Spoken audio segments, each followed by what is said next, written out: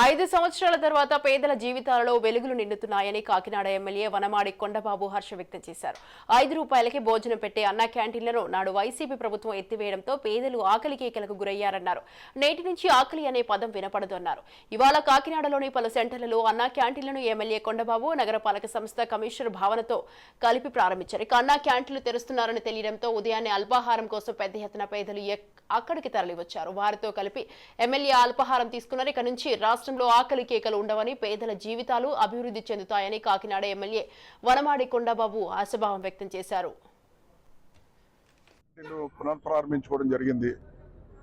ఈరోజు చూసారు మీరు స్వయంగా మార్నింగ్ టిఫిన్, మధ్యాహ్నం భోజనం, రాత్రి భోజనం పెడతామని చెప్పి ఈరోజు అనౌన్స్మెంట్ చేయడంతో ఉదయాన్నే చూసారు మీరు. ఈరోజు కార్మికులు, ఆటో కార్మికులు, శానిటేషన్ వర్కర్స్ కూడా పొద్దుట పనిలోకి వచ్చేస్తారు. వాళ్ళు మళ్ళీ ఇంటికి వెళ్ళాలంటే కష్టం. ఎక్కడ అన్నా క్యాంటీన్ ఉంటే అక్కడ భోజనం చేసేవాళ్ళం బాబు, ఎక్కడ అన్నా క్యాంటీన్ అక్కడ టిఫిన్ చేసేవాళ్ళం బాబు. ఇలాంటిది మూసేస్తారు ఈ రోజున. దుర్మార్గ ప్రభుత్వాన్ని వాళ్ళు చెప్తున్నారు. ఈరోజు పేదవాడు చెప్పే మాట. ఈరోజు ఒక మాటలో చెప్పాలంటే ఆటో కార్మికుడు ఉదయాన్నే బయలుదేరుతారండి ఆటోలు వేసుకోవడానికి, బేరాలు వేసుకోవడానికి. అలాంటి ఆటో కార్మికుడు బేరాలు వేసుకుంటూ ఊరంతా తిరుగుతాడు. తిరిగి మళ్ళీ మధ్యాహ్నం భోజనం రావాలంటే మళ్ళీ ఇంటికి వెళ్ళాలంటే డీజిల్ ఖర్చు చాలా ఖర్చు అవుద్ది. అలాంటిది ఇంటికి వెళ్లకుండా ఏ సెంటర్లో అన్నా క్యాంటీన్ ఉంటే ఆ సెంటర్లో భోజనం చేసి వెళ్ళిపోయాడండి. డీజిల్ ఖర్చు తగ్గేది.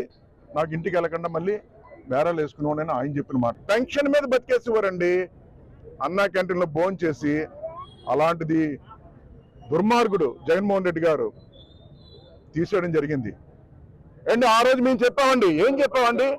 జగన్మోహన్ రెడ్డి గారు అన్నా క్యాంటీన్ల వల్ల చాలా మంది పేదవాడు భోజనం చేస్తున్న 3 పూటలు తింటున్నారు.